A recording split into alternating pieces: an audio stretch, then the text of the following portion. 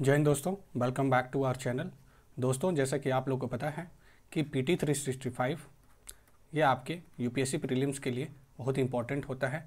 तो इसमें हम कंप्लीट किए हैं, इन्वायरमेंट का 4 लेक्चर कंप्लीट हो चुका है और इसमें 4 लेक्चर में अलग से ये प्लेलिस्ट बना दिया हूँ PT का। और ये आपका 5th लेक्चर है, ये जो मैं आज कवर कराने जा रहा हूँ, दैट इज़ सस्टेनेबल डेवलपमेंट में हम लोग सारा चीज़ कवर करेंगे आज।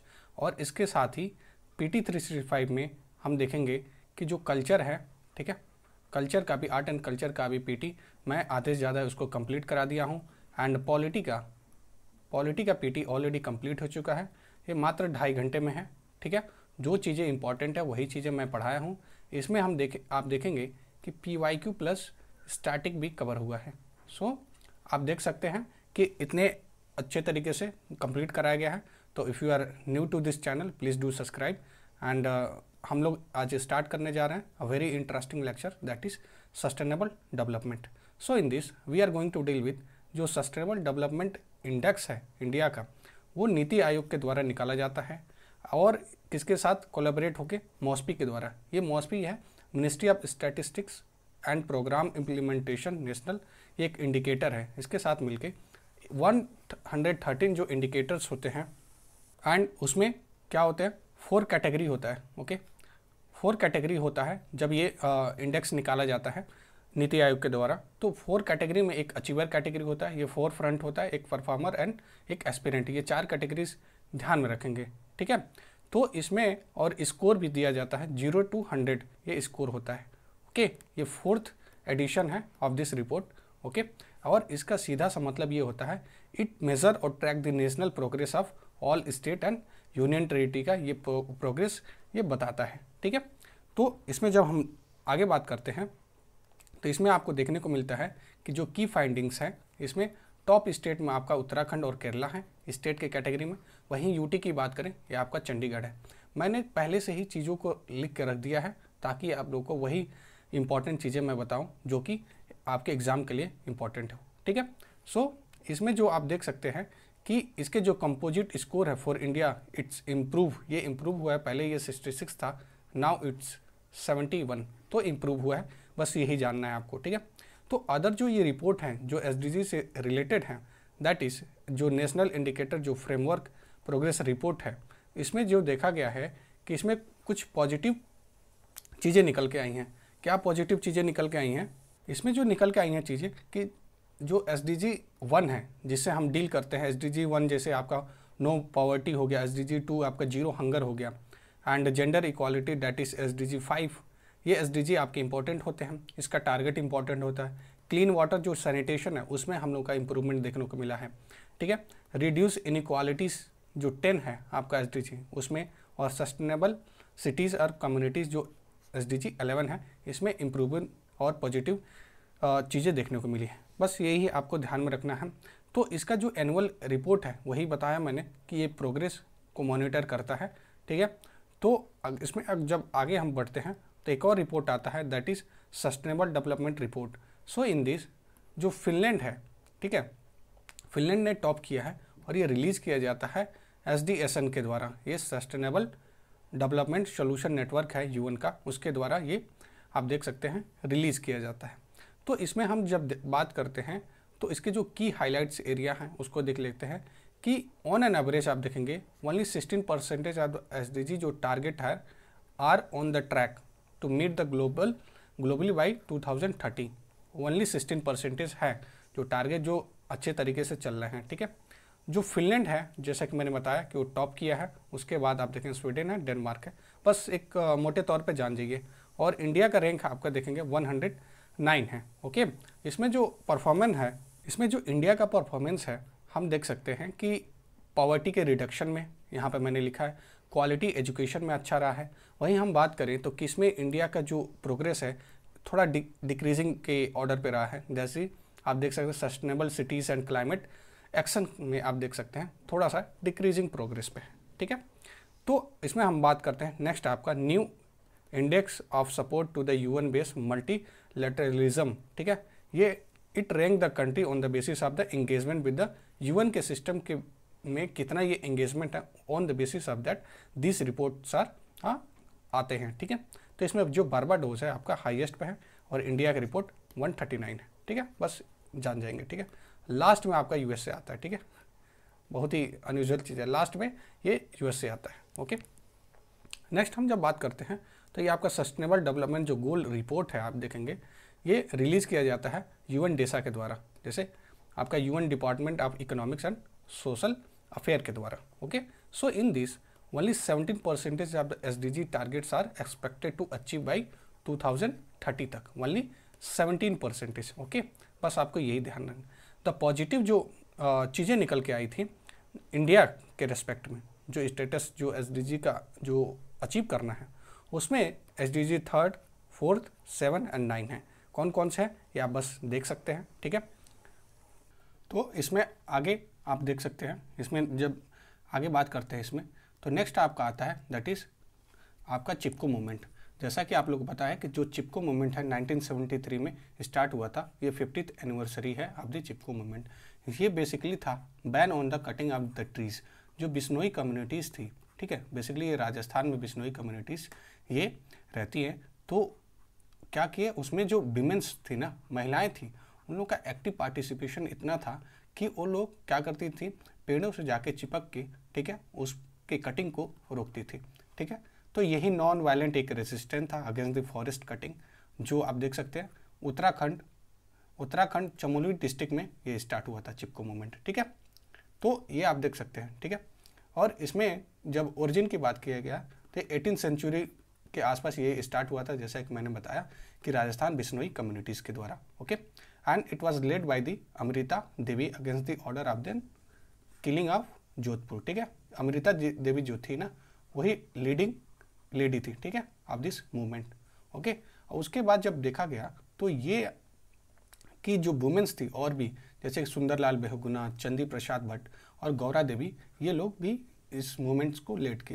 तो यहीं से एक टर्म आता है कि जो collective mobilization of women and manifesting the philosophy of eco feminism, ठीक है, इको फेमिनिज्म की यहाँ पे बात की जाती है, ठीक है। तो नेक्स्ट यहाँ पे आता है आपका अदर जो मेजर इन्वायरमेंट जो आपके मूवमेंट्स थे, जैसे कि साइलेंट वैली हो गया मूवमेंट 1973 में, ये हाइड्रो इलेक्ट्रिक डैम जो कंस्ट्रक्ट हो रहा था आपका केरला में, ठीक है, तो केरला में, तो उसके अगेंस्ट में ये स्टार्ट हुआ था, ठीक है। कहाँ पे, ये आपका कुंजापुहा, ओके, कुंजापुहा रिवर के ऊपर ये जो इलेक्ट्रिक डैम कंस्ट्रक्ट हो रहा था उसके अगेंस्ट में ये मूवमेंट स्टार्ट हुआ था साइलेंट वैली। अब पीको मूवमेंट की बात करते हैं, ये 1983 में ये पांडुरंग हेगड़े के द्वारा ये कर्नाटका के वेस्टर्न घाट को कंजर्व करने के लिए इट वाज स्टार्टेड द पीको movement. And again the Narmada बचाओ आंदोलन in 1985 it is led by the environmental activist that is Meda Padkar, and it is against the construction of the large dam on the Narmada river. On the Narmada river, the large dam was constructed and उसके against में मेधा पाड़कर जी ने इस आंदोलन को start किया था। जो other important है एक बार देख लीजिएगा आप, चिल्का बचाओ, ये सारी आंदोलन, ठीक है। नेक्स्ट हम बात करते हैं system of environmental economic accounting की बात करते हैं, सिया की बात करते हैं। So in this we are going to deal with that कि it is under the ministry of statistics programme implementation, जो रिलीज हुआ है 7th issues of the EnviStats India 2025 environment accounts, ठीक है। सो जब हम इसमें बात करते हैं तो ये क्या देता है, ये इंफॉर्मेशन देता है अबाउट द इन्वायरमेंट, ठीक है, इन्वायरमेंट के का इंफॉर्मेशन देता है बेसिकली। तो इसमें जब हम बात करते हैं ये मोस्ट इंपॉर्टेंट जो चेंजेस हुए हैं इन्वायरमेंट में और क्या क्या मेन फैक्टर्स है दैट इन्फ्लुएंस देम, ठीक है, ये सारी चीज़ें यहाँ पे जब हम बात करते हैं ये पब्लिकेशन इंक्लूड करता है 4 areas that is energy account, ocean account, soil nutrients index और बायोडाइवर्सिटी। तो यहाँ पे जो की हाइलाइट्स है इन इंडियाज़ के रिस्पेक्ट में वो है आपका India emerge as a world leader in energy transition. So जो इंडिया है वो वर्ल्ड लीडर इस समय है एनर्जी के ट्रांजिशन में, ठीक है। तो यहाँ पे जब हम बात करते हैं कि जो सेकंड है आपका around 72% increase in number, around 16% increase in area of the total protected area during 2000 से लेकर 2023 तक। जो प्रोटेक्टेड एरिया है वो काफ़ी ज़्यादा इंक्रीज उसमें देखने को मिला है। ये कवर करता है मैंग्रोव का जो इंक्रीज हुआ है अराउंड 8% 2013 से लेके 2021 तक। About the system of the environment economic accounting जब हम बात करते हैं, ये इंटरनेशनल फ्रेमवर्क है for the compilation of the environment economic accounts के लिए, ठीक है। ये डिस्क्राइब करता है कि जो इंटरेक्शन है बिटवीन इकोनॉमी और इन्वायरमेंट का, ठीक है, as well as the stock and the changes in the stock environment asset. ये बेसिकली क्या है, इंटरेक्शन है आपका इकोनॉमी एंड इन्वायरमेंट का, बस आपको यही ध्यान में रखना है। तो इसमें जब हम बात करते हैं तो देखने को मिलता है कि आपका जो 2 अदर साइड्स हैं, जैसे कि आपका सेंट्रल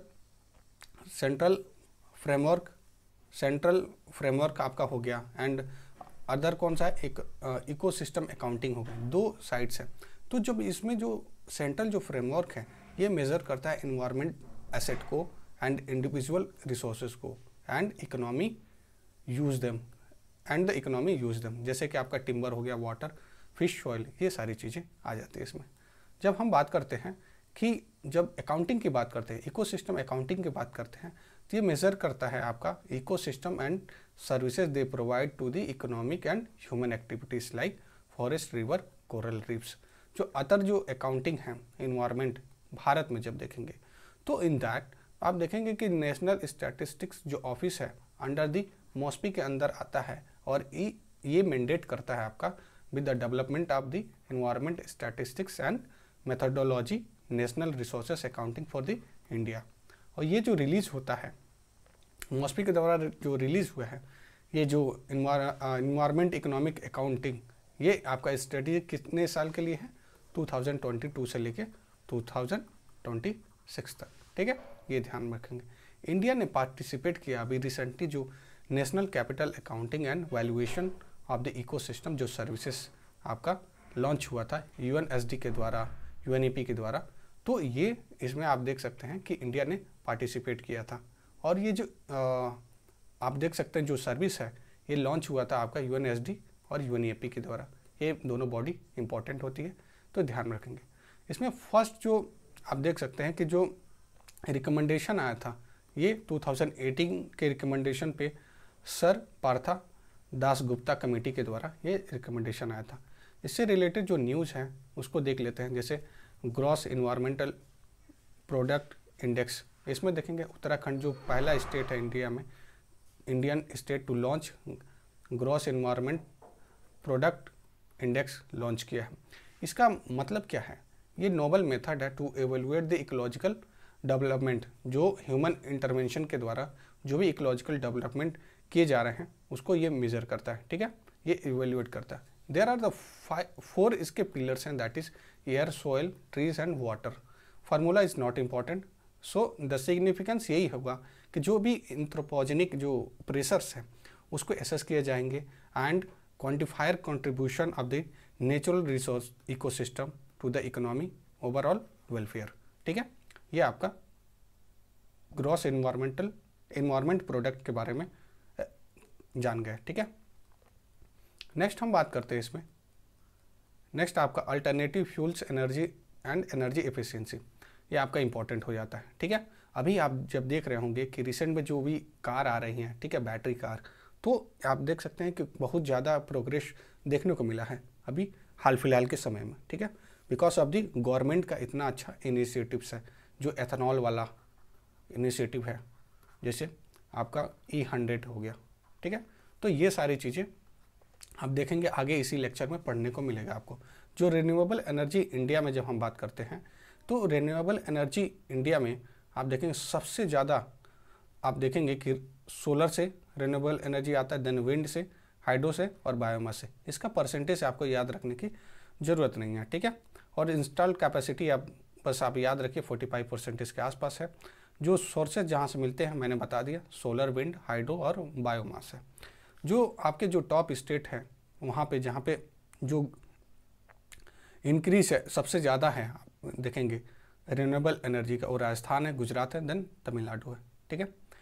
वहाँ पे हम बात करते हैं कि जो लीडिंग स्टेट जो मैंने बता दिया कि राजस्थान, गुजरात और तमिलनाडु, उसके बाद जो ग्लोबल जो स्टैंडिंग है उसको देख लेते हैं कि जो इंडिया है 4th नंबर पे है, okay, in renewable energy install capacity में, okay, India is a 4th position, ठीक है।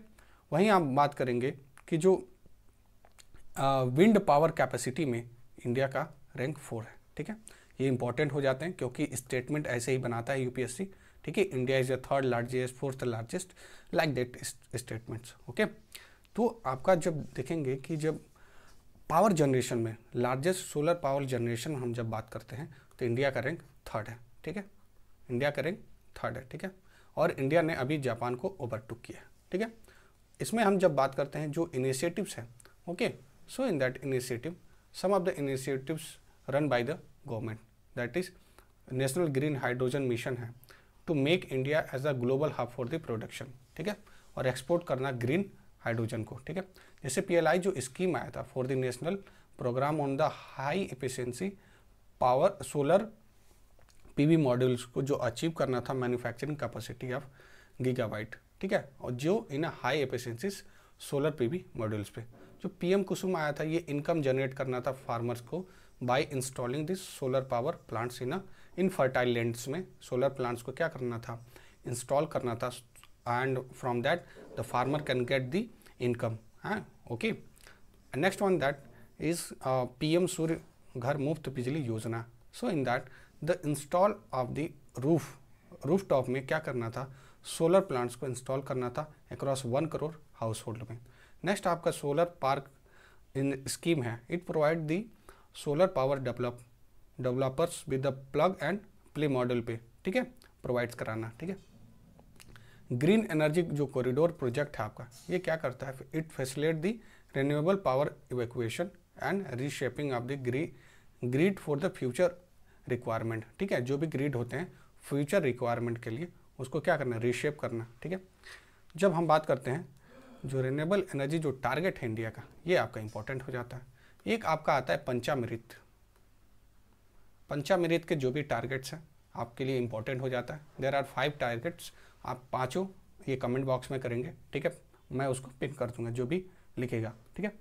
तो नॉन फॉसिल फ्यूल एनर्जी है कैपेसिटी आप देखेंगे 500 गीगावाट तक है 2030 तक।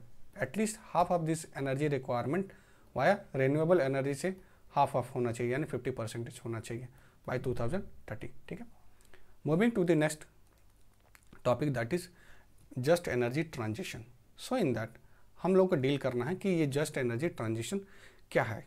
ये इसमें बस छोटा सा मैं एक बात बताना चाहता हूँ कि उतना इम्पॉर्टेंट नहीं है, लेकिन आपको क्या चीज़ें इसमें इम्पॉर्टेंट हो जाएंगी। जैसे कि आप देखेंगे कि COP26 जो हुआ था स्कॉटलैंड में, ठीक है, ये उस समय ये आया था।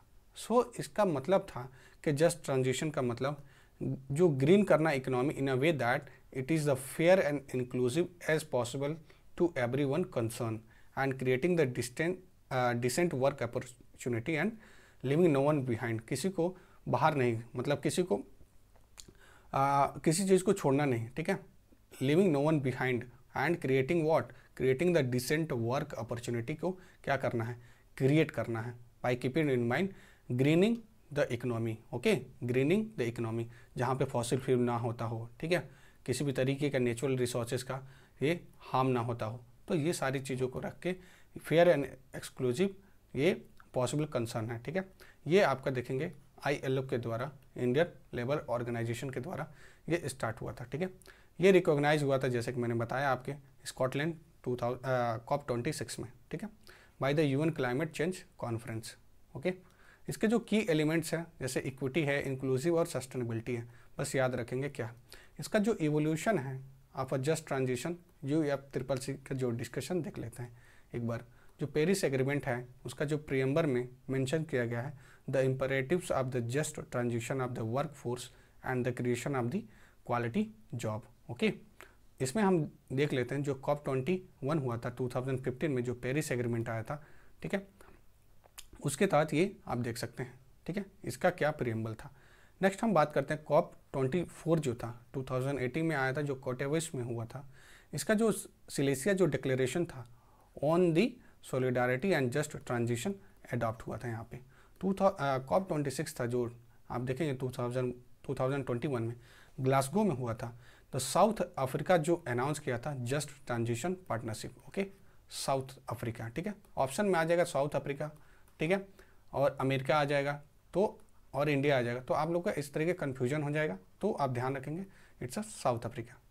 एंड नेक्स्ट COP27 जो शर्म शेख में हुआ था, आप देखेंगे जहाँ पे यूएई शर्म शेख में हुआ था, ये यहाँ पे जस्ट ट्रांजिशन जो वर्क प्रोग्राम है ये लॉन्च हुआ था, ठीक है, ये याद रखेंगे, ये आपका इंपॉर्टेंट हो जाता है, ठीक है, आपके एग्जाम के पॉइंट ऑफ व्यू से। सो द फर्स्ट डायलॉग आप जब देखेंगे ये COP28 दुबई में हुआ था, okay, first dialogue. Moving to the next जो स्टेप लिए गए हैं जस्ट ट्रांजिशन में, जैसे just transition, just energy transition partnership, ये लॉन्च हुआ था आपका COP26 UNFCCC, ठीक है। नेक्स्ट हम बात करते हैं इसमें जो just transition for all initiative, ये वर्ल्ड बैंक के द्वारा लॉन्च हुआ है, ये याद रखेंगे वर्ल्ड बैंक, ठीक है, क्योंकि जो ऑर्गेनाइजेशन होते हैं ना आपके इन्वायरमेंट के लिए बहुत ही इंपॉर्टेंट हो जाते हैं। आप देखेंगे 2 से 3 क्वेश्चन एवरी ईयर आपके ऑर्गेनाइजेशन से आते हैं, ठीक है, लगभग 20 से 22 क्वेश्चन पूछता है हर साल, आप देखेंगे कि इन्वायरमेंट से क्वेश्चन, तो इसके लिए आपको पढ़ना बहुत ज़रूरी है और इसको इग्नोर नहीं कर सकते इन्वायरमेंट को, ठीक है। जो इसके रिलेटेड जो न्यूज़ हैं उसको देख लेते हैं, जैसे एनर्जी ट्रांजिशन जो इंडेक्स है वर्ल्ड इकोनॉमिक फोरम के द्वारा ये निकाला जाता है to release the fostering the effective energy transition report based on the energy transition index के द्वारा, ये इवेलुएट होता है आपके 120 कंट्रीज़ को, ठीक है। ये basically shifting the energy production, जो भी एनर्जी प्रोडक्शन है उसको शिफ्ट करना, जिससे कि जो ग्रीन हाउस गैस का इवोल्यूशन हो रहा है उसको कम हो जाए और जो फॉसिल फ्यूल्स है, ठीक है, फॉसिल फ्यूल से कम यूज़ हो, ठीक है। यहाँ पे एनर्जी ट्रांजिशन का मतलब यही है, ठीक है, यहाँ पे लिखा हुआ है, ठीक है। जो इसमें आगे देखें जो की फाइंडिंग है, एक ही बस है आपका इंपॉर्टेंट, दैट इज 6 जो G20 कंट्रीज़ हैं उसका जो टॉप परफॉर्मर है, जैसे फ्रांस हो गया, जर्मनी, ब्राज़ील, चाइना, यूके और यूएसए, ठीक है। ऑफशोर बिल्डिंग एनर्जी में देख लेते हैं, ऑफशोर विंड एनर्जी में देख लेते हैं, ठीक है। ऑफशोर में देखेंगे जो कैबिनेट ने रिसेंटली अप्रूव किया है अवेलेबिलिटी गैप फंडिंग स्कीम को, किसके लिए, for the implementation of the offshore wind energy, ठीक है। अभी हम देखेंगे ऑफशोर विंड एनर्जी और ऑनशोर विंड एनर्जी में क्या डिफरेंस होता है, ठीक है। ये आप देखेंगे मिनिस्ट्री ऑफ न्यू और रिन्यूएबल एनर्जी के द्वारा ये स्टार्ट हुआ है। इसका मतलब ये है कि ये इंडिया एम क्या करता है, install and commissioning of the 1 gigawatt offshore wind energy project को, ठीक है, जिसमें आप देखेंगे 500 मेगावाट आपका क्या गुजरात और तमिलनाडु कोस्ट पे होना चाहिए ऑफशोर विंड एनर्जी का प्रोडक्शन, ठीक है। इसमें के बारे में जान लेते हैं। जो वायबिलिटी गैप जो फंडिंग है ये सेंटर स्पॉन्सर स्कीम है, ठीक है। इसमें जब बात करते हैं ये कौन से मिनिस्ट्री के अंदर आता है, मिनिस्ट्री ऑफ फाइनेंस के अंदर में आता है, ठीक है, और इसमें डिपार्टमेंट ऑफ इकोनॉमिक अफेयर इसको रन एडमिनिस्टर करती है, ठीक है।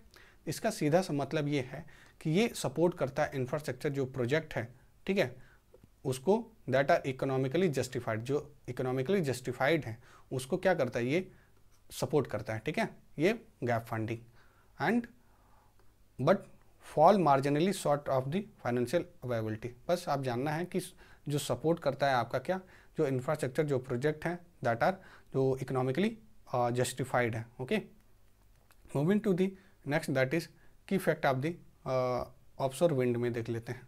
जैसा कि मैंने बताया कि ministry of renewable energy set किया है टारगेट कि 30 गीगावाट जो आपका ऑफशोर विंड इंस्टॉल होना चाहिए 2030 तक, और किसके under, national offshore wind energy policy 2015 के अंदर, ये इंपॉर्टेंट हो जाता है।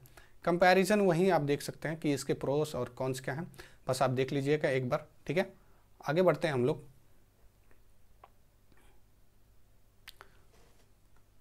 तो इसमें हम जब देखेंगे नेशनल ग्रीन हाइड्रोजन मिशन है आपका, ये बहुत ही इंपॉर्टेंट मिशन है। सो इसमें हम जब बात करते हैं कि ये आपका ministry of new and renewable energy के अंदर ये रिलीज़ हुआ था, ये स्कीम का गाइडलाइंस, ठीक है। तो इसमें जब हम बात करते हैं तो ये आपका ऑब्जेक्टिव क्या है, ये identified the gap in the existing testing facilities for the component technologies and the progress in the value chain of the green hydrogen and its derivatives। जो आपका ये स्कीम है, जो इम्प्लीमेंटेशन जो एजेंसी है वो आपका क्या है, national institute for solar energy है। ठीक है, इसमें हम जब बात करते हैं तो आपको देखने को मिलता है कि जो इम्प्लीमेंटेशन जो मेथडोलॉजी है उसमें आपका कि टेस्ट की फैसिलिटीज़ को आइडेंटिफाई करना है। ठीक है, जो कॉल फॉर द प्रपोजल जो भी इशूज़ हैं उसको कंसल्ट करके उसको डील करना है। ठीक है, proposal will be evaluated by the project appraisal committee के द्वारा ये प्रपोजल को क्या किया जाएगा, इवेल्युएट किया जाएगा। ठीक है, ये जो रिकमेंडेशन देगी जो PAC, ठीक है, प्रोजेक्ट अप्रेजल कमेटी, ठीक है, तो ये सेलेक्टेड एजेंसी रिकमेंड की जाएगी बाय द PAC के द्वारा। ठीक है, कौन से ministry of new renewable energy को इशू करने के लिए सैंक्शन। ठीक है, नेक्स्ट हम बात करते हैं, इसमें आपको देखने को मिलता है कि जो एक्सपेक्टेड जो आउटकम शब्द है इसकी जो मिशन के 2013 का, तो इसमें जो मिशन के जो आउटकम है वो थोड़ा देख लेते हैं। जैसे कार्बन डाइऑक्साइड का जो एमिशन है वो आप देखेंगे 50 मेट्रिक मिलियन टन, ये आपका कार्बन डाइऑक्साइड का एमिशन की बात करता है। 6 लाख एम्प्लॉयमेंट जनरेशन की बात करता है और टोटल जो इन्वेस्टमेंट है ये लगभग आपका 8 लाख करोड़ का इन्वेस्टमेंट की बात करता है। ये रिन्यूएबल एनर्जी कैपेसिटी जो ऐड करता है लगभग 125 गीगावाट रिन्यूएबल एनर्जी की बात करता है। और ग्रीन हाइड्रोजन जो प्रोडक्शन है it is achieve production capacity of 5 metric tonne. ठीक है, मेट्रिक टन की ये बात करता है। ठीक है, नेक्स्ट हम बात करते हैं, इसमें आपका फंडिंग का जो डिसबर्समेंट होगा, ठीक है, वो आपका ministry of new renewable energy fund करेगी, जिसमें आप देखेंगे 100% आपका कैपिटल कॉस्ट होगा फॉर द गवर्नमेंट एंटिटीज़ का and 70% of the capital cost होगा for the non government entities का, यानी प्राइवेट का। ठीक है, नेक्स्ट हम बात करते हैं, इसमें नेशनल ग्रीन हाइड्रोजन जो मिशन है इंडिया को क्या करना है, मेक इंडिया से ग्लोबल हब प्रोडक्शन की बात कर रहा है। ठीक है, इंडिया को ग्लोबल हब प्रोडक्शन में क्या करना है, चेंज करना है, यूजेस में, उसके एक्सपोर्ट में। ये 2 फेज़ में लॉन्च हुआ था 2023 में। ठीक है, एक फेज़ आप देखेंगे 2025 तक आएगा। ठीक है, 2022 से 2025। सेकेंड फेज़ अभी चल रहा है। ठीक है, स्टार्ट होने वाला है, ये आपका 2025 से 30 तक हो जाएगा। ठीक है, नेक्स्ट हम बात करते हैं, इसमें इसके जो पायलट प्रोजेक्ट हैं for the steel, mobility, shipping और डिसेंट्रलाइज आपके एनर्जी एप्लीकेशंस हैं। ठीक है, तो इसमें जो 3 आपके जो ग्रीन हाइड्रोजन जो हब को सेलेक्ट किया गया है, जैसे 3 पोर्ट हैं, दीनदयाल आपका कांडला गुजरात में पोर्ट है, पारादीप आप लोगों को पता है उड़ीसा में, और आप चिंदा बरनार ये आपका तूतीकुरिन आपके तमिलनाडु में, ये तीनों पोर्ट हैं। ठीक है, ये याद रखेंगे। स्टेप्स आपके जो हैं वो इम्पॉर्टेंट नहीं होते हैं। ठीक है, आपके जानने वाला जो चीज़ है आपका ग्रीन हाइड्रोजन होता क्या है। बेसिकली ग्रीन हाइड्रोजन आपका क्या होता है कि जो वाटर है ना उसको हाइड्रोलिसिस करा के, इलेक्ट्रोलिसिस करा के, ये आप हाइड्रोजन को अलग और ऑक्सीजन को अलग कर देंगे। यही सिंपल सा मतलब होता है इलेक्ट्रिसिटी जनरेट करके, okay, from the renewable resources से। ठीक है, सेकेंड जो मेथड है आपका गैसिफिकेशन के माध्यम से ये ग्रीन हाइड्रोजन का क्या बोलते हैं उसको, जनरेशन होगा फ्रॉम दी बायोगैस, और इन्वॉल्व किया जाएगा इसमें गैसिफिकेशन, जैसा कि मैंने बताया, और उसमें हाइड्रोजन को क्या किया जाएगा, प्रोडक्शन होगा, हाइड्रोजन का प्रोडक्शन। इसका एप्लीकेशन जैसे कि जो भी इलेक्ट्रिक व्हीकल्स है, एविएशन है, आप देख सकते हैं मैरीटाइम है, ये इस तरीके एप्लीकेशन बेस्ड क्वेश्चन आप देखेंगे यूपीएससी पूछ लेता है। ठीक है, कभी कभी तो मैक्सिमम चांस होता है उसमें all of the above correct होने का। ठीक है, इसी तरीके साइंस एंड टेक में भी इस तरीके का एप्लीकेशन बेस्ड क्वेश्चन पूछ लेता है। ओके, टाइप्स ऑफ ये हाइड्रोजन है, ये आप लोग को जानना थोड़ा जरूरी है। ठीक है, ये आपके लिए इंपॉर्टेंट हो जाता है। टाइप्स ऑफ हाइड्रोजन, ये कैसे बनता है जो हाइड्रोजन है, जैसे कि 6 तरीके के आपके हाइड्रोजन के टाइप्स होते हैं। जैसे आपका ब्लैक कलर ये बनता है, आपका कैसे बनता है, ये कोल को यूज़ करके कोल गैसिफिकेशन किया जाता है। ठीक है, वहाँ पे आपका ग्रे जो हाइड्रोजन है नेचुरल गैस का यूज़ करके मीथेन का रिफॉर्मेशन किया जाता है। मीथेन के रिफॉर्मेशन के प्रोसेस के थ्रू ग्रे हाइड्रोजन ये बनता है। ब्लू हाइड्रोजन आपका बनता है फॉसिल फ्यूल का इस्तेमाल करके कोल के गैसिफिकेशन और मीथेन रिफॉर्मेशन किया जाता है। ठीक है। नेक्स्ट आपका जो टर्किश जो हाइड्रोजन है, ये मीथेन का यूज़ करके पायरोलिसिस किया जाता है, जिसके माध्यम से ये आपका टर्किश ये हाइड्रोजन बनता है। पिंक हाइड्रोजन आपका कैसे बनता है, न्यूक्लियर एनर्जी का यूज़ करके इलेक्ट्रोलाइसिस कराया जाता है, इससे आपका पिंक हाइड्रोजन बनता है। ये थोड़ा सा फैक्चुअल चीज़ है, तो इसको ध्यान रखेंगे। ठीक है। ग्रीन हाइड्रोजन की बात करें, ये आपका रिन्यूएबल एनर्जी को यूज़ करके इलेक्ट्रोलाइसिस किया जाता है, चाहे नहीं तो बायोमास गैसिफिकेशन किया जाता है। ठीक है। इस सारी चीज़ों को यूज़ करके ये आपका ग्रीन हाइड्रोजन बनता है। ठीक है। इससे जो रिलेटेड न्यूज़ हैं, जैसे कि आपका साइट हो गया, साइट का जो मीनिंग है वो जान लीजिए। Strategic intervention for the green hydrogen transition ये प्रोग्राम है, इसका जो रिसेंटली जो एलोकेट हुआ है for the bidding for the green ammonia under the SIGHT programme के अंदर। ठीक है। ग्रीन अमोनिया को इन्हेंस करने के लिए। ठीक है। तो इसमें जो आप देखेंगे कि क्या किया गया है कि जो साइट प्रोग्राम है उसमें प्रोवाइड किया जाता है जो भी सेलेक्टेड बीडर होते हैं फाइनेंशियल इंसेंटिव, किसके लिए, 3 साल के लिए, for green ammonia production and supplied के लिए। ठीक है। ग्रीन अमोनिया और उसके सप्लाइड के लिए। ठीक है। ये यूज किया जाता है। ठीक है। मूविंग टू द नेक्स्ट आपका जियोथर्मल एनर्जी। ठीक है। इंपॉर्टेंट हो जाता है आपका geothermal energy. So in that we are going to deal with, जैसे कि जियोथर्मल एनर्जी आप देख सकते हैं इंडिया में बहुत सारे प्लेसेस में। ठीक है। जहाँ पे ग्रीन ग्रीन है ना, वो आप देख सकते हैं जियोथर्मल जो प्रोविंसेस हैं वहाँ पे आपका मेंशन किया है, ये आपका शेड किया गया है। ठीक है। जो भी आपके जो इम्पोर्टेंट है थर्मल स्प्रिंग है वो आपके रेड डॉट में है। ठीक है। तो आप देख सकते हैं कि जो आपका जो जियोथर्मल एनर्जी है, इसका मतलब ये है कि रिन्यूएबल हीट एनर्जी जनरेशन होता है एंड स्टोर होता है आपके कहाँ पे, स्टोर इन द अर्थ। जो renewable heat energy generated and store in the earth. ठीक है। ये जो आप देख सकते हैं दिस इंटरवल और हीट जो आपका थर्मल एनर्जी जनरेट होता है from the radioactive decay से और कंटिन्यूअल हीट लॉस से फ्रॉम द अर्थ फॉर्मेशन का। डिसएडवांटेज और ये आपका इंपॉर्टेंट नहीं है। ठीक है। ये आपके कॉमन सेंस से पता लग जाएगा। स्टेप देख लेते हैं क्या है स्टेप इसका।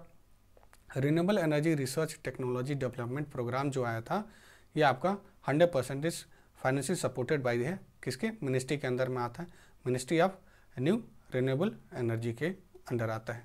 ठीक है। To government non profit organisation and up to 70% of the energy और स्टार्टअप्स के अंदर। ठीक है। नेक्स्ट हम बात करते हैं renewable energy technology action platform. Under this India और यूएस ने क्या किया, स्ट्रैटेजिक प्लान बनाया है फॉर क्लीन एनर्जी पार्टनरशिप के लिए। Mission on the advance and high impact research, ये आपके एक अलग आपका इनिशिएटिव है। ठीक है। जियोथर्मल एनर्जी के अंदर में आता है। नेक्स्ट आप देखेंगे अंडरग्राउंड जो कोल का गैसिफिकेशन होता है। ठीक है। उसको देखते हैं। जैसे कोल को क्या किया जाता है, एक प्रोसेस के थ्रू ये आपका सिंथेसिस किया जाता है। ठीक है। ठीक है। ये आप देखेंगे इसमें कैसे किया जाता है, ये आप टेक्निकल चीज़ें में नहीं देंगे, ये साइंस एंड टेक में हम लोग पढ़ेंगे। ठीक है। किस तरीके से ये होता है। ठीक है। मिनिस्ट्री ऑफ कोल ने लॉन्च किया है ये अंडरग्राउंड कोल गैसिफिकेशन जो पायलट प्रोजेक्ट, ये झारखंड में स्टार्ट हुआ है। ठीक है। इसमें जैसा कि मैंने बताया आपको कि कोल को क्या किया जाता है कि manufacturing the process where the coal is gasified और केमिकली कन्वर्टेड इनटू सिंथेसिस यानी सिन गैस में in its original coal seam में। ठीक है। ये आपका देख सकते हैं कि जो UCG है गैस, ये सिमिलर है सरफेस कोल गैसिफिकेशन गैस के सिमिलर है। और इसका जो मिक्सचर होता है ना, बेसिकली मिक्सचर आपका मीथेन देख सकते हैं, कार्बन डाइऑक्साइड देख सकते हैं, हाइड्रोजन और कार्बन मोनोऑक्साइड, ये आपके मिक्सचर का यूज़ किया जाता है। ये UCG जो है आपका, ये आपका इन सितु कंबशन है। इन सितु का मतलब होता है ऑन साइट कन्वर्शन। ठीक है। उसी साइट पे। ठीक है। आप पढ़े हुए ना इन्वायरमेंट में जब पढ़ते होंगे एक्स सितु और इन सितु कंजर्वेशन। ठीक है। तो उसी से रिलेटेड ये भी है। तो इसमें जब हम बात करते हैं, ये प्रोसेस आपका क्या है कि इनिशिएट हुआ है by injecting the steam and air और ऑक्सीजन इनटू अ सीम और igniting it acquiring the temperature over 1000 temperature को एक्वायर करके बनाया जाता है।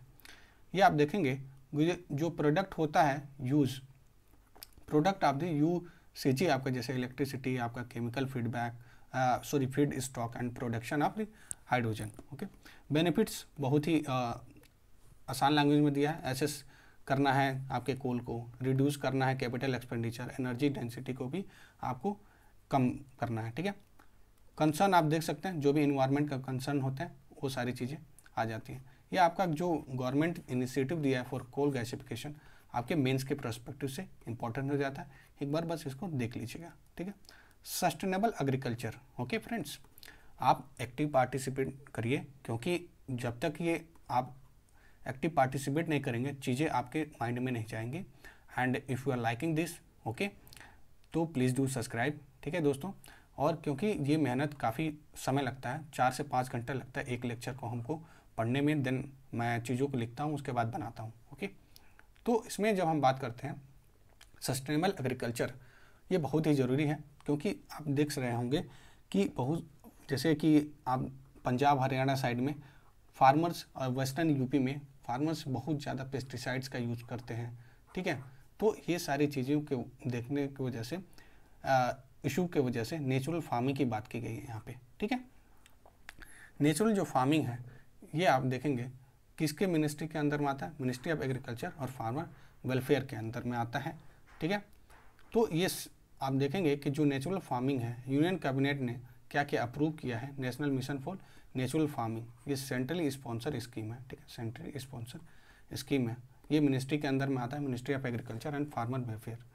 नेशनल जो मिशन है ऑन द नेचुरल फार्मिंग, इसका क्या है, cluster of formation and capacity building करना। ठीक है, कैपेसिटी बिल्डिंग आपको प्रोवाइड कराना। ठीक है, तो इसमें इसका एम यही है। ठीक है, national mission for the natural farming, ये भारतीय जो प्राकृतिक कृषि पद्धति थी उसको रिनेम करके 2023 में ये इम्प्लीमेंट हुआ है पूरे देश में। ठीक है, ये आप देख सकते हैं कि ये जो स्पॉन्सर स्कीम था ये इनिशिएट हुआ था for the period of 6 year, 2019 से 2025 तक। ठीक है, और ये आप देखेंगे ये अम्ब्रेला स्कीम है किसका,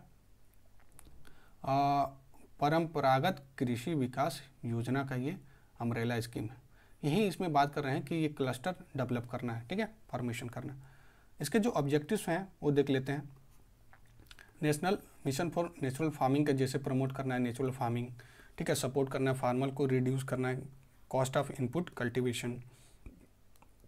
ठीक है, क्रिएट करना है आपका standard certification procedure of branding for the non, जो भी आपके एनएफ प्रोडक्ट है। ठीक है, जो नेचुरल फार्मिंग जो प्रोडक्ट है उसको क्या करना है, ब्रांडिंग करना है, उसको मतलब मार्केट में लेके आना, पॉपुलराइज करना है आपका integrated agriculture animal husbandry model को। ठीक है, जैसे देसी काऊ हो गई, लोकल रिसोर्सेज का यूज़ करके कलेक्ट करना है आपका जो वैलिडेट और डॉक्यूमेंट्स है नेचुरल फार्मिंग प्रैक्टिसेस का being practice across the part of the country. Okay, आप देखेंगे जो इसके की फीचर्स हैं, इसमें आप देखेंगे कि जो मिशंस हैं वही आपके जो इम्पोर्टेंट है कंपोनेंट। ठीक है, उसी को देखते हैं। जैसे बायो इनपुट रिसोर्स सेंटर है आपका जो इस्टेब्लिश हुआ था for the easy available for the ready to use inputs के लिए।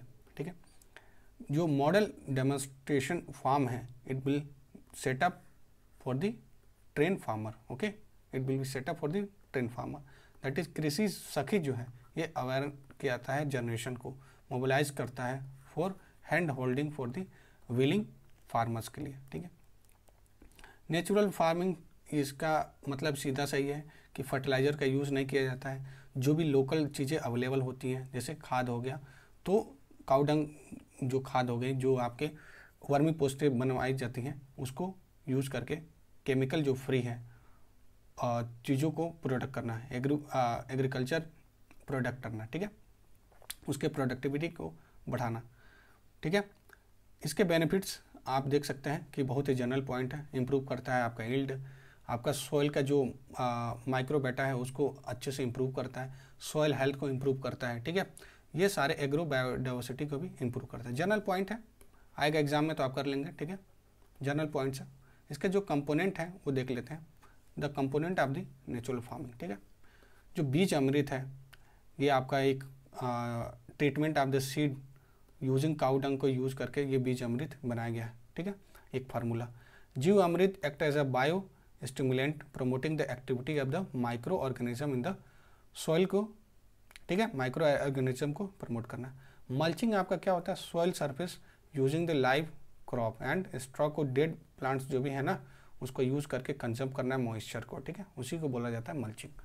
ये आप देखेंगे वपासा ये एक्टिवेटिंग जो अर्थवर्म होते हैं इन the soil for the water vapour condensation के लिए, ठीक है, ये आप देख सकते हैं वो अर्थवर्म है, ठीक है। प्लांट का जो प्रोटेक्शन होता है स्प्रेइंग द बायोलॉजिकल कंकोक्शन, ठीक है, ये देखते हैं कि जो स्प्रे किया जाता है to prevent the pest disease and weed के प्रॉब्लम्स को, ये आप देख सकते हैं इसके कंपोनेंट, ये पांचों कंपोनेंट हम लोगों ने देख लिया।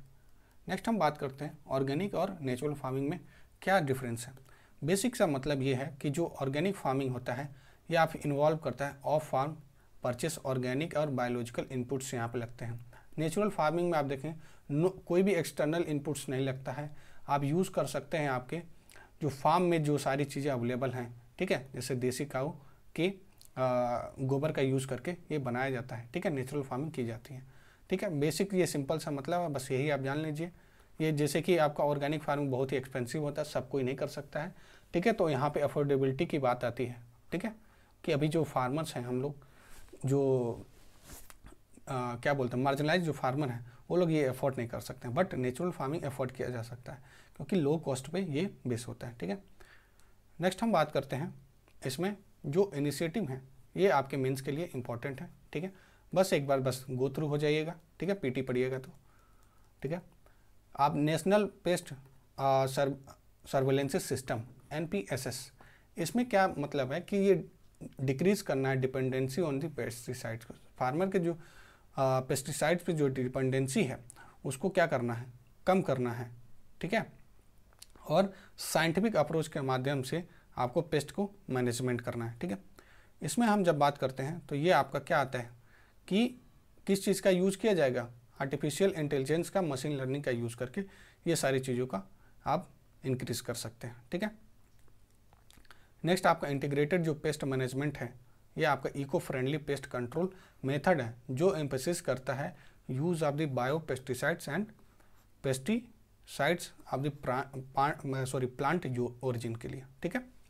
कंपोनेंट देख लेते हैं, major component of the pest management क्या है, जैसे कल्चरल पेस्ट कंट्रोल करना है, ठीक है, जैसे लाइक क्रॉप रोटेशन, ये हार्वेस्टिंग चीज़ों को यूज़ करके। फिजिकल और मैकेनिकल जो कंट्रोल करना है, जैसे मैकेनिकल में आप मेथड्स का जैसे टेक्निक्स का यूज़ कर सकते हैं, जैसे हैंड पिकिंग पेस्ट और insect based on their behaviour.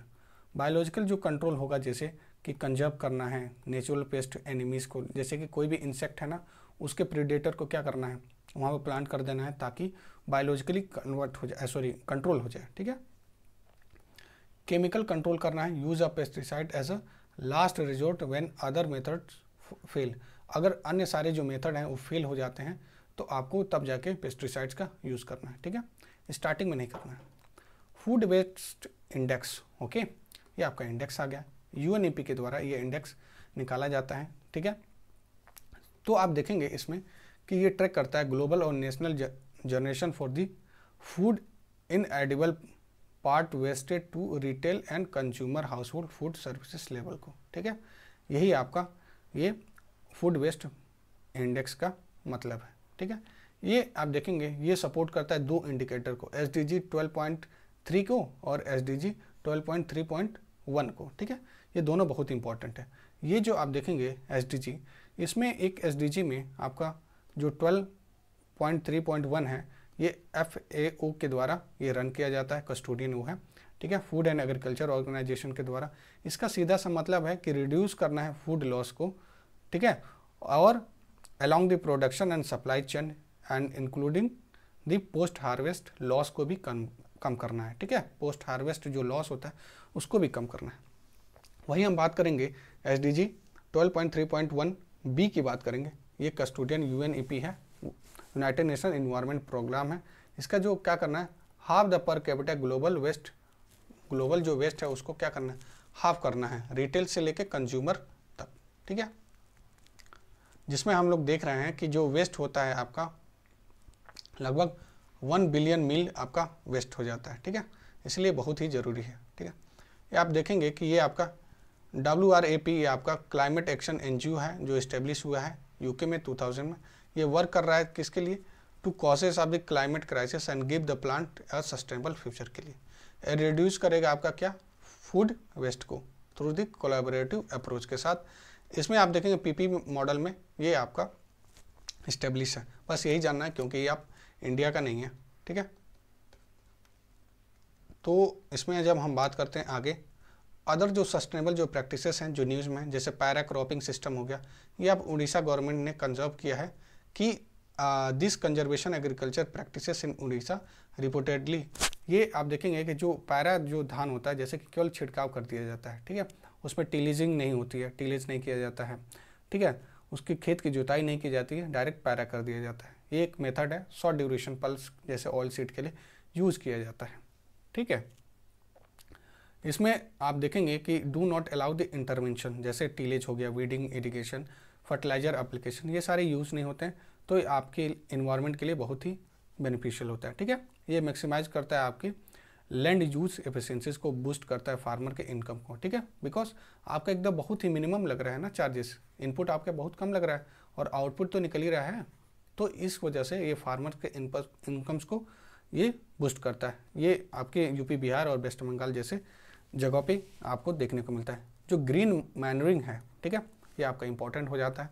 इसका सीधा सा मतलब ये है कि growing a plant belongings to the leguminous family का प्लांट्स को क्या करना है, उसको ग्रो करना है, जो आपके सॉइल में क्या हो जाते हैं, इनकॉपरेट हो जाते हैं आफ्टर सफिशिएंट ग्रोथ, ठीक है, आफ्टर सफिशिएंट ग्रोथ। ये जनरली ग्रो होते हैं आपके ग्रीन मैनरिंग क्रॉप इंडिया में, ठीक है।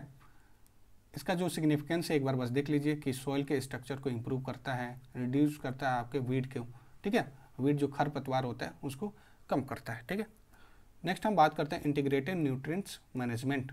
ये आप देखेंगे कि रिसेंटली एक एक्सपेरिमेंट कंडक्ट कराया गया था ICAR के द्वारा, Indian council of agriculture research के द्वारा, और उसमें रिवील किया गया कि जो इंटीग्रेटेड जो न्यूट्रिएंट्स मैनेजमेंट है मेंटेन सॉइल फर्टिलिटी को, इस सॉइल फर्टिलिटी को क्या कर रहा है, मेंटेन कर रहा है। तो आपका इंटीग्रेटेड जो न्यूट्रिएंट्स मैनेजमेंट है ये आपका कंपोनेंट क्या करता है, इंटीग्रेट करता है, ठीक है। तो इसमें इसका मतलब ये हो जाता है कि it refers the maintenance of the soil fertility and plant nutrients supply at the optimum level for the sustaining desired productivity through the optimization of the benefits from all possible sources of organic or inorganic biological component is an integrated manner में, ठीक है, सारे component को integrated manner में, ठीक है, जिससे आप देखेंगे इनहेंस करता है सॉइल की फर्टिलिटी और हेल्थ को। वेट तो नेक्स्ट आपका पार्ट है दैट इज मिसलेनियस के सेक्शन में देखते हैं इलीगल सैंड माइनिंग। जैसा कि सैंड माइनिंग आपका क्या होता है, जिससे कि इन्वायरमेंट का हार्म होता है, ठीक है, और जो भी रिवर्स हैं उसका कोस्टल जैसे रीजन हो गया वहाँ पे क्या होता है, उसके लिए बहुत ही इन्वायरमेंटली अच्छा नहीं होता है, एक्सप्लॉइट होता है नेचुरल रिसोर्सेज का। और जो सैंड है आपका ये second most exploited natural resources है, ये आपके वाटर के बाद, ठीक है, according to the United Nation Environment Programme के द्वारा, ठीक है। इसमें जब हम बात करते हैं आगे तो इसमें देखते हैं कि मेन जो सोर्सेस हैं आपके जैसे रिवर हो गई, ठीक है, लेक हो गया, रिजर्वायर हो गया, कोस्टल और मरीन, ठीक है, ये सारी चीज़ें होंगी। जो रेगुलेशन होता है इंडिया में ये आप देखेंगे माइनर मिनरल्स के कैटेगरी में सैंड को रखा गया है under the mines and minerals development and regulation act of 1957 के अंदर, और ये स्टेट गवर्नमेंट के अंदर में आता है। और आप देखेंगे जो भी लेजिस्लेशन और एडमिनिस्ट्रेशन आपका किस में आता है, स्टेट लेजिस्लेटिव डोमेन के अंदर में आता है, ठीक है, यहाँ पे लिखा हुआ है, ठीक है। तो ये आप देख सकते हैं कि स्टेट गवर्नमेंट के अंदर में आता है, ठीक है।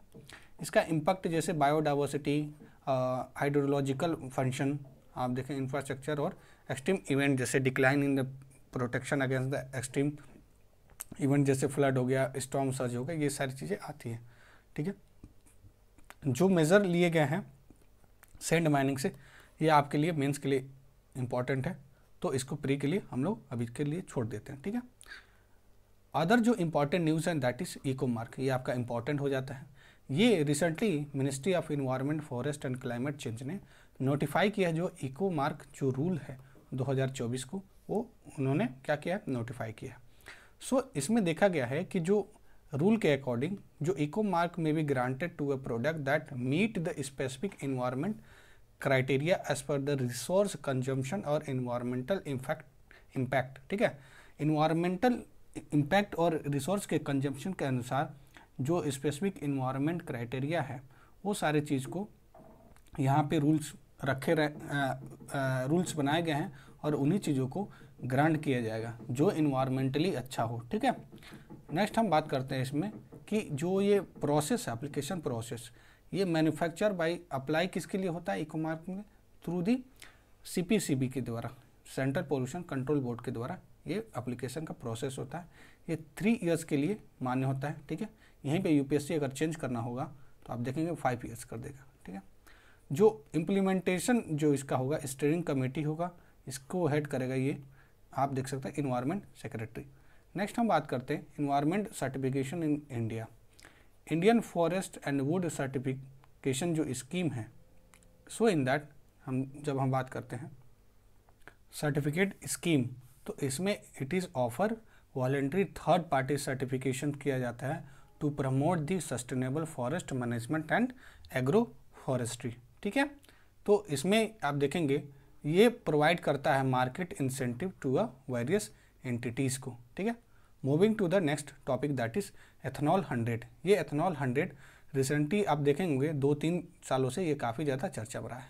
तो ठीक है, तो इसमें देखते हैं एथनॉल 100 का मतलब क्या है कि एथनॉल का मैक्सिमम यूज़ करके, ठीक है, लगभग 92 से 94% एथनॉल का यूज़ किया जाएगा और जो मोटर स्पिरिट है ये आपका 4 से 5% यूज़ किया जाएगा।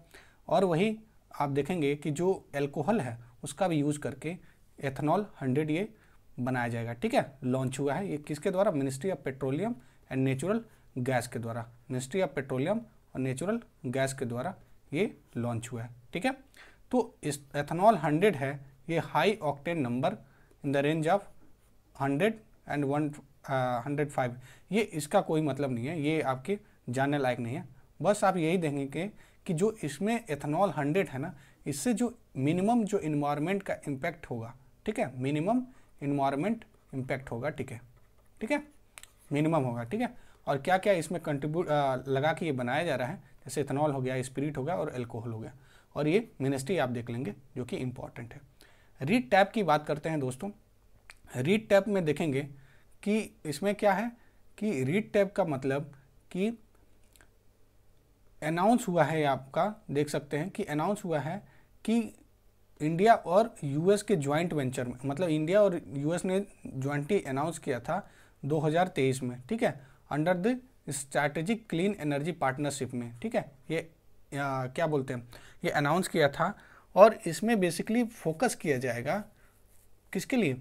Green clean hydrogen, wind energy और ओशियन और टाइडल एनर्जी को। ठीक है, ये 5 थीम पर क्या करेगा? गाइड होगा। It is work is guided by the 5 theme, जैसे रिसर्च डेवलपमेंट हो गया, piloting and testing, innovation and technology हो गई। ठीक है, इसका मतलब यही है कि रीड टैब में accelerate clean energy innovation and development का बात किया गया है। ठीक है, बस इतना ही याद रखेंगे। ठीक है, क्योंकि आता है टर्म इन द न्यूज़, तो आपको इस तरह की चीज़ें याद रखना है। बायो CNG मतलब आप देखेंगे इंदौर के जो म्यूनसिपालिटी जो कॉरपोरेशन है उसने लगभग 17,000 किलोग्राम बायो CNG क्या किया है? एवरी डे ये प्रोड्यूस करता है और एशिया का largest municipal solid waste base ये फैसिलिटीज़ है। ठीक है, सॉलिड और वेस्ट का क्या किया जाता है? कंपोज करके ये वेस्ट से CNG बनाया जाता है, कंप्रेस नेचुरल गैस बनाया जाता है। ये प्यूरिफाई किया जाता है कंप्रेस फ्रॉम दी बायोगैस को। ठीक है, अराउंड 92 से 98% ऑफ द मीथेन जो इसमें कंटेंट होता है। ठीक है, ये 2022 में ये लॉन्च हुआ था। ठीक है, अंडर द ये गोवर्धन जो इनिशिएटिव था, जिसको क्या करना, वेस्ट इनटू वेल्थ में टर्न किया जाता है और सर्कुलर इकोनॉमी की इसमें बात की गई है, सर्कुलर इकोनॉमी को बूस्ट करता है। ठीक है, गोवर्धन का यूज़ करके वेस्ट से वेल्थ की तरफ बढ़ना, वेस्ट से, ठीक है, वेस्ट से वेल्थ की तरफ बढ़ने की बात की रही है और इसमें सर्कुलर इकोनॉमी की बात की गई है गोवर्धन इनिशिएटिव में। ठीक है, जैसे कि बायोडिग्रेडेबल जो भी ऑर्गेनिक वेस्ट है उसको क्या करना है, उसको कंप्रेस करके और प्रमोट करना है सर्कुलर इकोनॉमी को, ठीक है, ऑर्गेनिक मैन्योर ये सारी चीज़ें प्रोड्यूस करने के लिए। नेक्स्ट आपका है सुपर हाइड्रोफिक कैटलिस्ट, ठीक है, सुपर हाइड्रोफिक कैटलिस्ट ये क्या है कि इसमें बात किया गया है कि a team of scientist develop super hydrophobic water repellent catalyst that can reduce the cost of the producing biodiesel, जो बायोडीजल के जो कॉस्ट लग रहे हैं उसको कम कर देगा, ठीक है। ये आप देख सकते हैं सुपर हाइड्रोफिक कैटलिस्ट, ठीक है, या वाटर रेपेलेंट ये कैटलिस्ट है। इसका बारे में जान लेते हैं कि ये बायोमास यानी सेलुलर से और इको फ्रेंडली, एबंडेंट और रीयूजेबल और अफोर्डेबल ये होगा आपका। और इसकी बात करते हैं जब ये it can be withstand the water by product, water के बाई प्रोडक्ट से ये ऑब्टेन किया जाएगा during biodiesel production, preventing the poisoning of the active site of water, ठीक है। It can provide the sustainable method for the bio mass waste disposal, और ये आपका क्या करेगा, एक्सपेंड कर देगा utility of the biochar as an alternate graphene को, ठीक है। नेक्स्ट हम बात करते हैं बिजनेस रेस्पॉन्सिबिलिटी सस्टेनेबिलिटी रिपोर्टिंग को, ठीक है। सो इसमें हम जब बात करते हैं ये मैंडेटरी आपका डिस्क्लोजर मैकेनिज्म है, ठीक है, फॉर द 1000 टॉप कंपनीज को और बिजनेसमैन को to report their performance on the environment, social और गवर्नेंस एस्पेक्ट को, ठीक है। ये मैंडेटरी डिस्क्लोजर मैकेनिज्म है। जब हम इसमें बात करते हैं तो इसका एम क्या है, to improve the compliances, consistency, communication around non financial disclosure, okay.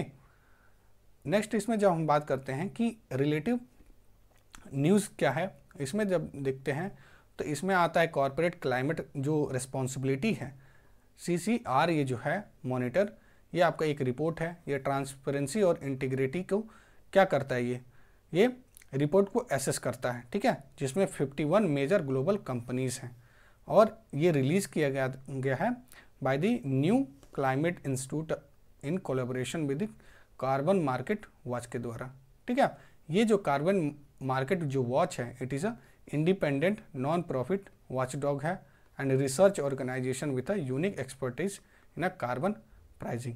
Critically energy transition mineral जो है, क्रिटिकल एनर्जी ट्रांजिशन मिनरल, ये आपका इम्पॉर्टेंट हो जाता है, ठीक है, जो क्योंकि क्रिटिकल मिनरल्स की बात अभी आप देखे होंगे बजट में भी किया गया था, ठीक है, लास्ट ईयर के बजट में किया गया था क्रिटिकल मिनरल्स।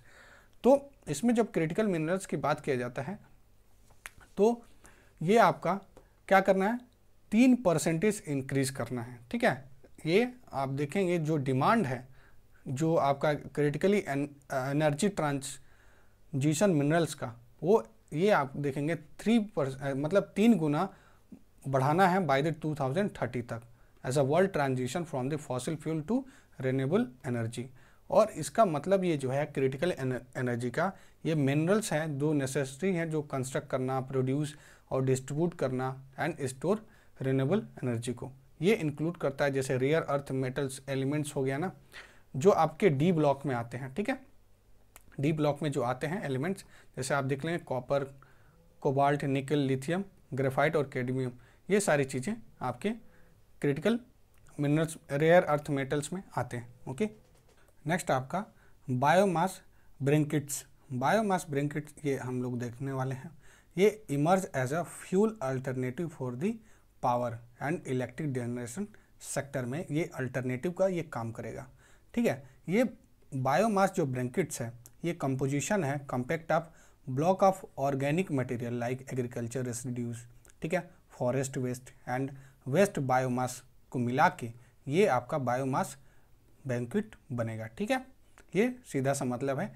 तो इसके लिए क्या होगा, ये अल्टरनेटिव हो जाएगा जैसे पावर और इलेक्ट्रिक जनरेशन सेक्टर के लिए, ठीक है। They are the carbon neutral unlike forest fuel as they release no additional carbon dioxide when burn, कि और कोई भी एडिशनल कार्बन डाइऑक्साइड ये नहीं रिलीज करेगा जब ये जलाया जाएगा। तो नेक्स्ट हम बात करते हैं परिवेश पोर्टल, ओके, ये आपका इंपॉर्टेंट हो जाता है पोर्टल। तो इसमें आप देखेंगे कि परिवेश पोर्टल में ये ministry of environment, forest and climate change के द्वारा ये डेवलप किया गया है, ठीक है, थ्रू दी NIC, ठीक है। तो ये आपका किसके लिए, जाना जाता है। ये प्रोएक्टिव रेस्पॉन्सिव फैसिलिटीज़ है बाय द इंटरैक्टिव और वर्चुअस इन्वायरमेंट सिंगल विंडो यह कराता है। ठीक है, इसका जो ऑब्जेक्टिव है act as a single window portal है for the environment, forest, wildlife, coastal regulation zone. ठीक है, जो clearance and monitor their subsequent compliances. ठीक है, इसका ये ऑब्जेक्टिव है। ठीक है, act as a single window portal है फॉर द इन्वायरमेंट, फॉरेस्ट, ये सारी चीज़ों के लिए एक सिंगल विंडो पोर्टल की तरह ये काम करता है कि कोई भी क्लियरेंस अगर लेना हो तो ये बहुत ही आसान हो जाएगा। ठीक है, नेक्स्ट हम बात करते हैं इसमें। नेक्स्ट आपका ऑर्गेनाइजेशन जो भी हैं आपके न्यूज़ में ये आपके इंपॉर्टेंट हो जाते हैं, क्योंकि when you will see the PYQ, जब आप PYQ देखेंगे 1 से 2 क्वेश्चन हर साल आपके ऑर्गेनाइजेशन से आते हैं। ठीक है, जिसमें लास्ट ईयर आपका IUCN आया था। ठीक है, वेट अ मिनट ब्रो। तो हम देखने वाले हैं ये आपका इंटरनेशनल सोलर अलायंस। इसका हेडक्वार्टर आपका गुरुग्राम हरियाणा में पड़ता है और ये आपके आर्मेनिया जो है ना, ये आपका 104th कंट्री है जो ज्वाइन की है। ठीक है, ISA को। ठीक है, ये ध्यान में रखेंगे। ठीक है, और ये जो ज्वाइंटली अनाउंस हुआ था बाय द इंडिया और फ्रांस के द्वारा इन 2015 में। ठीक है, ये कॉन्फ्रेंस हुआ था ना, कॉन्फ्रेंस COP21 में हुआ था। ये आपका उसी समय ये अनाउंस किया गया था। ठीक है, और इसका ऑब्जेक्टिव क्या है कि रिड्यूस द फॉसिल फ्यूल्स और इंक्रीज करना सोलर एनर्जी को और एनर्जी सिक्योरिटी को। ठीक है, कंजर्व करना, तो और क्लाइमेट चेंज के बारे में बात किया जा रहा है। ठीक है, तो it is guided by the towards 1000 strategy. ये 1000 जो स्ट्रैटेजी है उसको देख लेते हैं। ये क्या करना है, मोबिलाइज करना है 1000 billion of investment in a solar energy solution by 2030 तक and deliver the energy access by 1000 million people using clean energy solution को।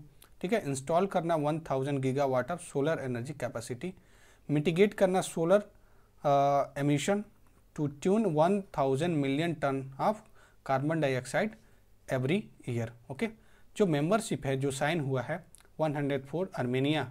ठीक है, इसने साइन किया है और रेटिफाई किया है। इसके जो एलिजिबिलिटी देख लेते हैं, all UN members state. Okay, सभी UN के मेंबर के स्टेट। ओके, जो की इनिशिएटिव की बात कर रहे हैं तो इसमें की इनिशिएटिव 3-4 हैं, उसको देख लेते हैं जो आपका लिए इम्पॉर्टेंट हो जाता है। One sun one earth one grid की बात करता है, जो कनेक्ट करेगा डिफरेंट रीजनल ग्रिड को भी तक कॉमन ग्रिड से।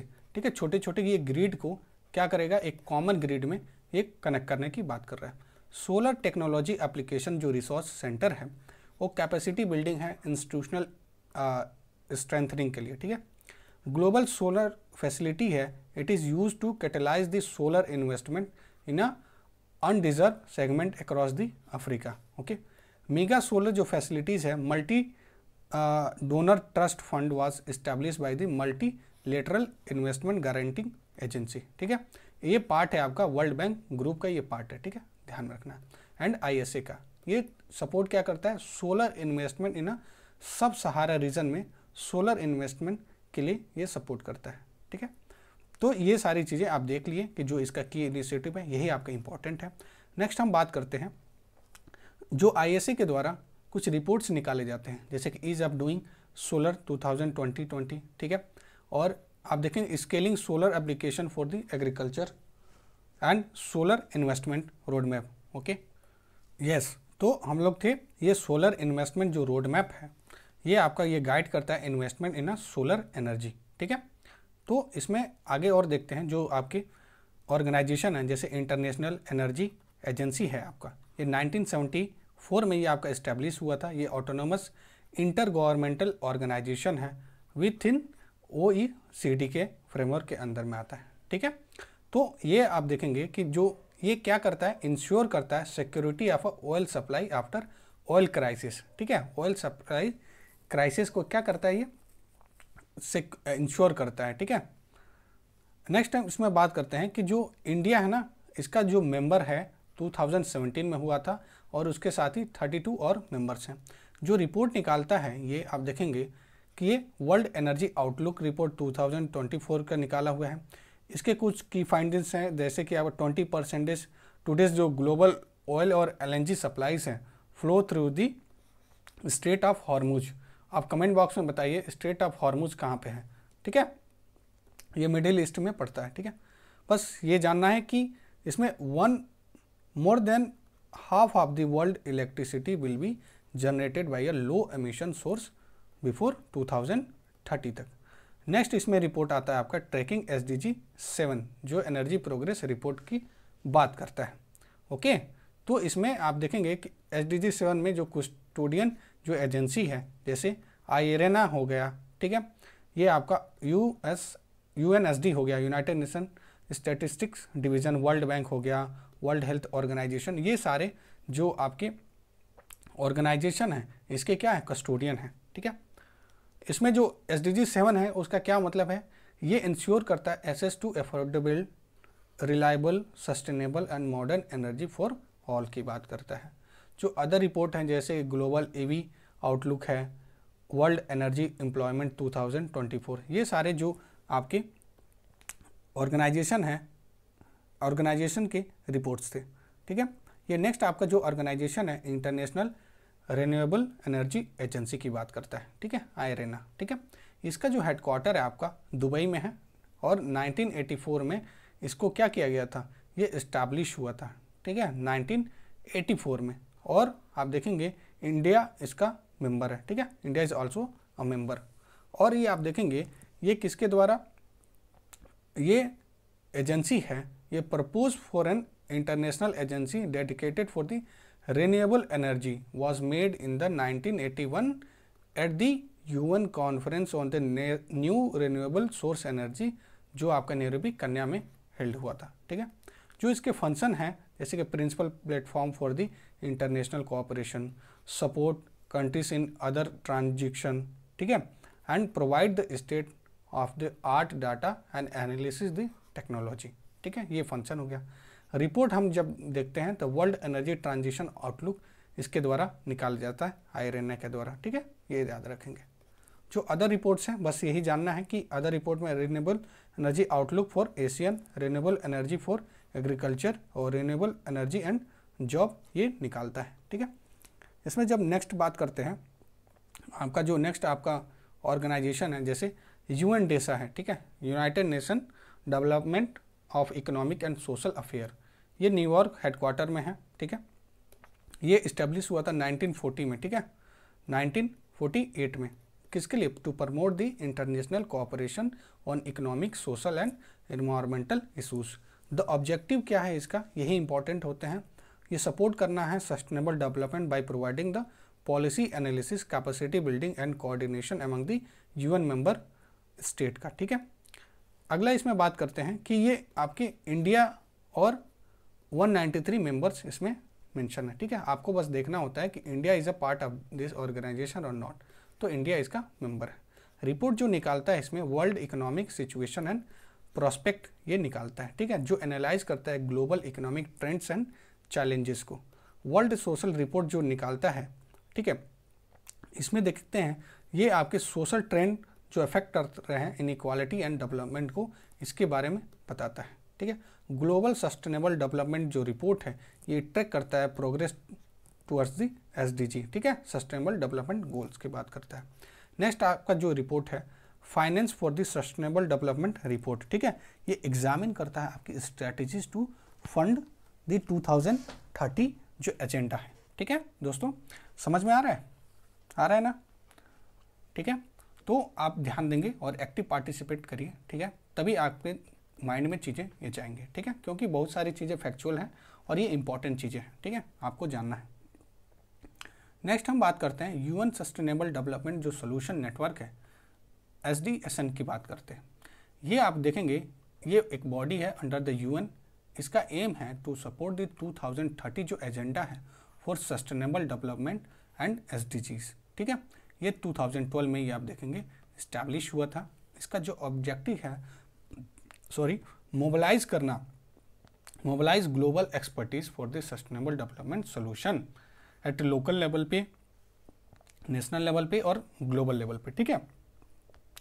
तो इसमें जब हम बात करते हैं तो इसके कुछ फंक्शंस हैं, जैसे कि ये पॉलिसी का एडवाइस करता है, रिसर्च को प्रमोट करता है, ये आप क्या करता है foster the collaboration across the sector for achieving SDG। ठीक है, ये इसके की इनिशिएटिव्स हैं, थोड़ा देख लेते हैं। इसमें यूथ सोल्यूशन प्रोग्राम है, ये इंगेज करता है यूथ को इनोवेटर के लिए। ठीक है, SDSN जो नेटवर्क है ये अडाप्ट करता है SDG solution to regional and local context के लिए। थीमेटिक जो नेटवर्क है ये फोकस करता है आपका क्लाइमेट, एनर्जी और बायोडाइवर्सिटी। जो आपका जो रिपोर्ट है, रिपोर्ट में सस्टेनेबल डेवलपमेंट जो रिपोर्ट है ये ट्रैक करता है SDG report. Okay, SDG progress. Okay, SDG जो आपका सिटीज गाइड करता है, localise the wait a minute SDG urban areas में। ठीक है, अर्बन एरियाज में ग्लोबल जो हैप्पीनेस जो पॉलिसी रिपोर्ट है ये लिंक करता है हैप्पीनेस विद सस्टेनेबल डेवलपमेंट। ठीक है, SDG ट्रांसफॉर्मेशन रोड मैप है, ये स्ट्रेटजी है फॉर किसके लिए, SDG एक्सेलरेशन के लिए। ठीक है, नेक्स्ट हम बात करते हैं दोस्तों, ये आपका जो नेक्स्ट ऑर्गेनाइजेशन है ये इंटरनेशनल एनर्जी एफिशिएंसी हब। ठीक है, इसकी बात करते हैं। ये हम देखेंगे कि ये आपका 2020 में ये इस्टेब्लिश हुआ था। ठीक है, और इंडिया इसका मेंबर है। किसके लिए, एनर्जी एफिशिएंसी क्या करना है, वर्ल्ड वाइड ये एनर्जी एफिशिएंसी को बढ़ाना है, प्रमोट करना है। ठीक है, इसका ये क्या हो गया, इसका मतलब है। ठीक है, इसका मोटो यही है। ठीक है, एनर्जी के एफिशिएंसीज को वर्ल्ड वाइड बढ़ाना होता है। ठीक है, ये आपका ग्लोबल प्लेटफॉर्म है, ये डेडिकेट है किसके लिए, fostering the collaboration and promoting energy efficiency world wide. ठीक है, इसके 16 मेंबर हैं। ठीक है, US है, चाइना है, यूनाइटेड किंगडम है, जर्मनी और यूरोपियन कमीशन है। ठीक है, ये सारी चीज़ें आप देख सकते हैं। ये ब्यूरो ऑफ एनर्जी एफिशिएंसी ये आपका इंपॉर्टेंट है, has been designated as a implementing agency. जो इम्प्लीमेंटिंग एजेंसी है उसका क्या नाम है, ब्यूरो ऑफ एनर्जी एफिशिएंसी। ठीक है, नेक्स्ट हम बात करते हैं वर्ल्ड एनर्जी जो काउंसिल है, इसका हेडक्वार्टर आप देखेंगे लंदन UK में है। ठीक है, ये आप देखेंगे जो 26 वर्ल्ड एनर्जी जो कांग्रेस हुआ था ये को होस्ट किसके द्वारा हुआ था, वर्ल्ड एनर्जी काउंसिल के द्वारा, एंड कंक्लूड हुआ था रोटरडैम नीदरलैंड में। ठीक है, ये 1923 में इस्टेब्लिश हुआ था, फॉर्म हुआ था। ठीक है, एंड वर्ल्ड एनर्जी जो काउंसिल है is an UN accredited non profit global energy body है। ठीक है, not for profit global energy है, not for profit global energy. ठीक है, ये आप देखेंगे इसमें जो इसका मिशन है क्या करना है, एनेबल करना है to access the clean, affordable और reliable energy for a better life and healthier planet. इसका रोल क्या है, to develop the practical solution. इसका रोल ये है कि डेवलप करना है प्रैक्टिकल सोल्यूशन को, और क्या करना है, convene the network of the global energy transaction leader and practitioner. ठीक है, ये सारी चीज़ें इसका रोल है। नेक्स्ट हम बात करते हैं इसके जो रिपोर्ट्स हैं, PYQ आप देखेंगे कि रिपोर्ट्स बहुत बार ये पूछा गया है। ठीक है, तो रिपोर्ट पे ज़्यादा ध्यान देंगे कि ये ऑर्गेनाइजेशन कौन कौन सा रिपोर्ट निकालता है। ठीक है, सीधा ये सिंपल सा क्वेश्चन यही आता है। ठीक है, जो humanising energy look at the G20 agenda, world energy scenario foundation 2024, world energy issue monitor 2024, world energy trilemma report 2024, ये आपके रिपोर्ट हो गए। ठीक है, नेक्स्ट हम बात करते हैं इसमें इंटरनेशनल राइस रिसर्च इंस्टीट्यूट जो IRRI है, ये साउथ एशिया रीजनल सेंटर, ये आपका वाराणसी में है, उत्तर प्रदेश में। और ये आप देखेंगे इसका मतलब ये है कि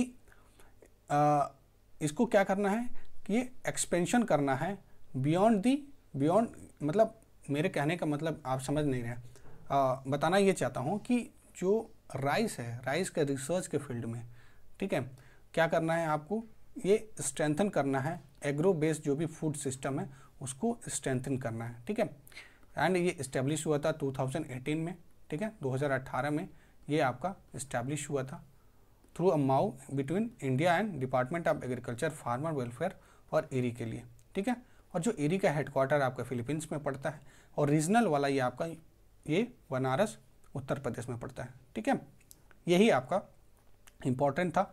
ठीक है, और ये इसका जो फूड सिस्टम को स्ट्रेंथन की बात किया जा रहा है, जैसे कि rice based agri food system को, ये south Asia region by developing the climate resilient biofortified rice variety for the farmer and consumer के लिए। ठीक है, ये आपका जो भी रिपोर्ट्स थे, ठीक है, ऑर्गेनाइजेशन था, ये हम लोगों ने देखा है। ठीक है, तो नेक्स्ट हम लोग का ये टॉपिक है दैट इज़ डिजास्टर मैनेजमेंट। ठीक है, डिजास्टर मैनेजमेंट आपके ये मेंस के पर्सपेक्टिव से बहुत इंपॉर्टेंट होता है, और साथ में जो प्रीलिम्स के लिए जो भी इम्पोर्टेंट आप देखेंगे, जो भी नोट हैं, ठीक है, जो भी आपके कंसेप्ट हैं, उसको हम लोग डील करने वाले हैं नेक्स्ट क्लास में। ठीक है दोस्तों, थैंक यू। अगर आपको ये अच्छा लग रहा होगा lecture, please do subscribe to our channel और अपना ध्यान रखिए। थैंक यू, टेक केयर, जय हिंद।